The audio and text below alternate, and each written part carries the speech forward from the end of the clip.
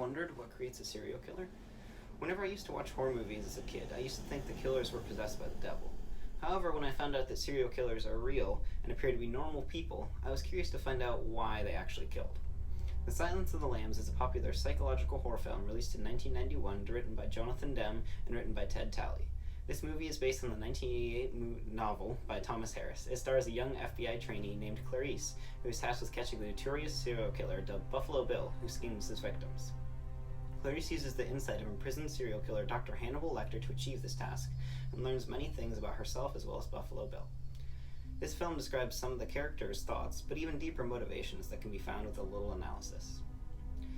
By analyzing The Silence of the Lambs through a psychoanalytical lens, it can be revealed that Buffalo Bill allows his internal desire to become someone else to lead him to murder people to achieve his desired transformation. The psychoanalytic critical lens examines the unconscious mind of a character, reader, or author in a literary work. The main theorists that are used in this lens are from the thinkers Carl Jung and Sigmund Freud. Freud believed that the unconscious mind is what drives some actions of humans. He theorized that the mind is broken up into the id, the superego, which restricts the id, the ego, which is the moderator between the two. Carl Jung theorized that there is a collective human consciousness and references many patterns and ideas that are repeated in cultures around the world. I will be analyzing The Silence of the Lambs through this lens by observing why Buffalo Bill's unconscious mind requires him to kill and skin women. The id, ego, and superego are displayed strongly in Buffalo Bill's actions. Here's a quote from Sigmund Freud. "Unexpressed emotions will never die. They are buried alive and will come forth later in uglier ways. Human beings are driven by things they are unaware of, which can lead to sometimes the ego to misinterpret or distort those feelings, causing them to act differently from their true desires in the id." In the film, The Silence of the Lambs, the id is winning within the character Buffalo Bill's mind. The id, ego, and superego are elements of the psyche proposed by the thinker Sigmund Freud, as stated before. The id is what pushes for the deepest desires and wants in a person's life. The superego is the voice of reason against the id and conforming to normalcies and social norms, and the ego is the moderator between the two, which balances our true desires with what is acceptable in our society. If the id is able to start overpowering the ego and superego, then it can be very apparent as the individual stand out and potentially do things that people with proper mental balance will not do.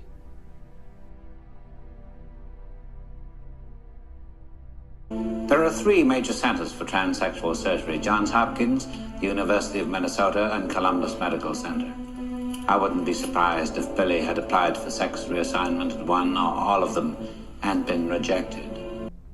In the first scene shown, Buffalo Bill's motive for searching after a young woman of certain sizes to kill, leaving them dead, and then skinning them is revealed. He wants to become a woman because he was turned down from multiple reassignment surgeries and is letting his desire overcome himself and taking woman's flesh from them.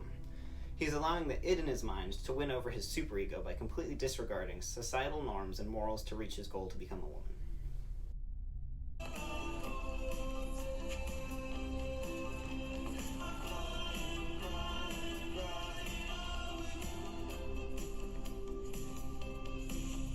In the second scene shown, Buffalo Bill is shown by himself dancing in the mirror and repeating to himself how attractive he is. He is doing this while wearing a woman's scalp and shawl to make himself appear more feminine, as well as lipstick and earrings. At the end of the scene, he backs up, and his genitals are tucked between his legs so that it appears that he is a female to the camera. He desires to be his woman's self, or anima, and wants it to overtake him. Our Billy wasn't born a criminal, Clarice. He was made one through years of systematic abuse. Billy hates his own identity, you see, and he thinks that makes him a transsexual. But his pathology is 1,000 times more savage and more terrifying.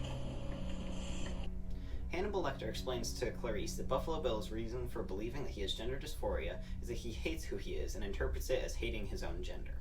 He goes on to say that he had a very troubling childhood filled with horrors he does not want to begin to learn about. This trauma from childbirth is unconsciously driving Bill to hate himself and leads to the belief that he is transsexual.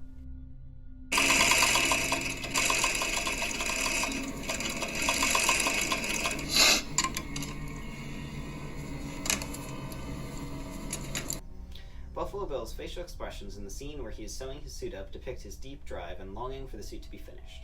He is sewing, just like his mother, who used to be a tailor and appears to be very skilled in the work.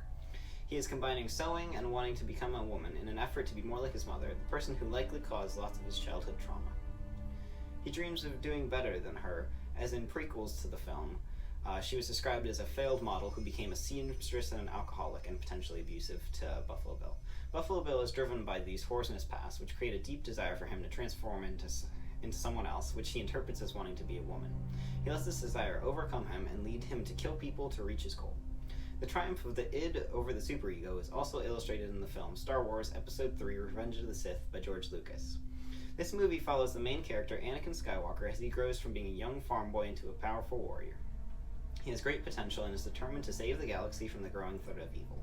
He's illegally married a woman and wants to create a future with her, but is also determined to be a Jedi Master, a position where he is not allowed to marry, kind of like a priest. He must live! Please don't! I need him! Please don't! Don't!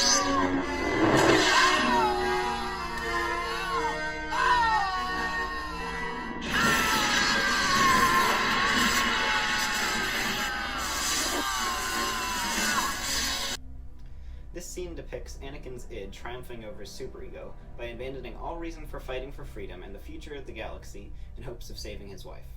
He is haunted by his past, where he was unable to save his mom when she was killed, an event which drives him to become more powerful. He throws all caution and training into the wind and pledges alliance to the enemy, an act which can be explained by his need to not have his wife suffer the same fate of his mother. Anakin Skywalker's unconscious mind pushes him to join the dark side, as he has convinced himself that that is the only way to save his wife. In conclusion, Buffalo Bill unconsciously let his traumatic childhood lead him to kill women for their skin. The unconscious mind is present in all of us, and is a large reason why people make decisions. If we are more aware of our decisions, and our id, ego, and superego, we can take more control over our own lives. Thank you for listening.